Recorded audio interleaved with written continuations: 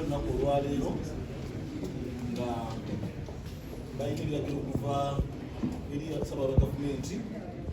okusindika mu kkooti enkulu olunaku olwaleero okunoonyeza musango mukuwedde zinomaze okuvunaanyizibwa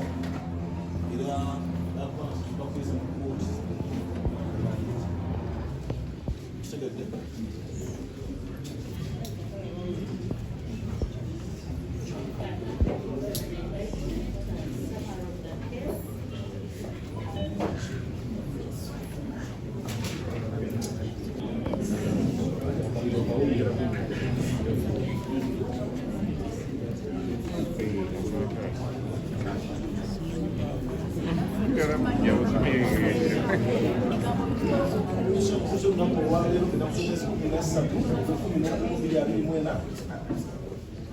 era nga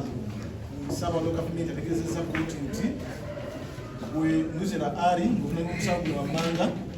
omusango kabasanya omwana namba 116 akatundu akokusatu n'akatundu akokuna n'akawaayiro si aketeketekeza bagamba nti gwe muzira ali wakati w'omwezi ogw'omutaano 2024 n'omwezi ogw'omwenda 2024 ebweya mu Wakiso district wali ng'oli muzadde oba omuntu alabirira omwana olinako obuyinza kintu Anisha wakola ebikola by'omukwano n'omwana kintu Anisha omwana emyaka 14 omusango gukuvunaanibwa era omusango gikakasiddwa omwali wa gavumenti kyalo kikukkiriza nga ekisitatune ow'ekajjansi lwa director of public prosecutions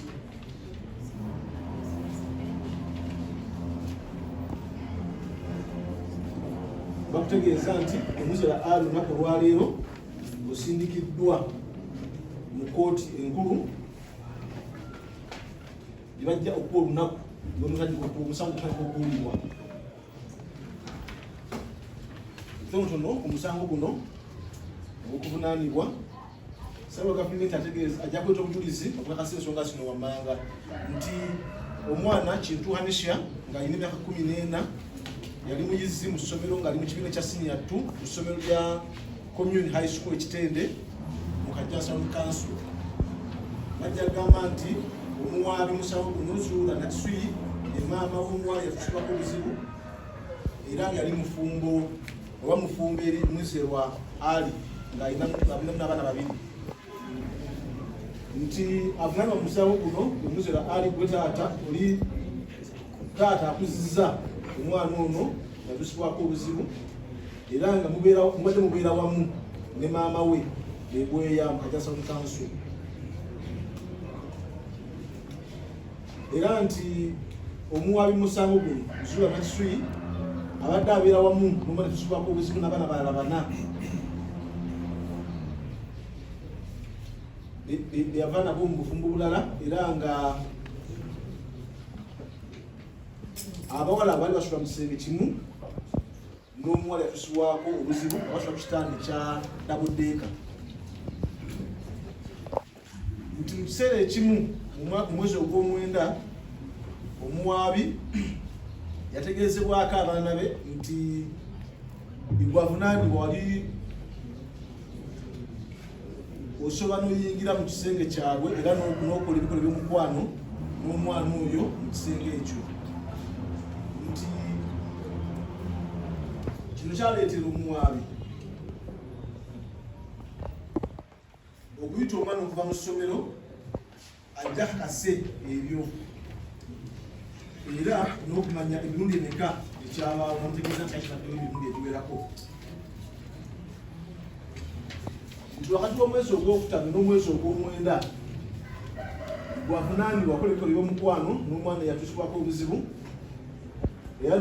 n'omutegeeza nti talina kubaako gwabuulira ensonga eyo basi ki ojja kumutta nti omuwaabi agenda mu maaso n'ekubyeerimu ku poliisi y'e Kajjansi era bwoti n'okwatibwa nti bawuzibwa ebibuuzo omusango wagwegaana era nti ng'ennaku z'omwezi gumu gw'ekkumi 2024 omuwala yatusibwako obuzibu yakeberebwa ku poliisi foomu namba 3A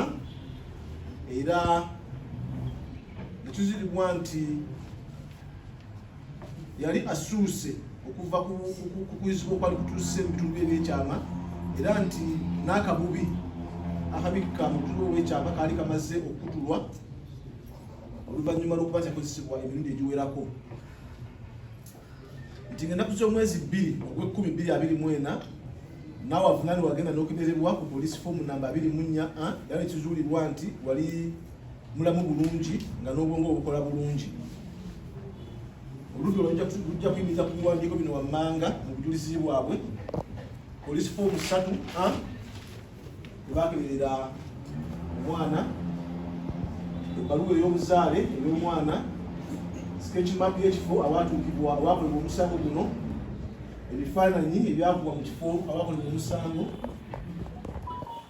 medical examination form police form namba 24A bakeberera gwe avunaanibwa, n'ebiwandiiko ebirala kooti bye nebakkiriza okukozesa.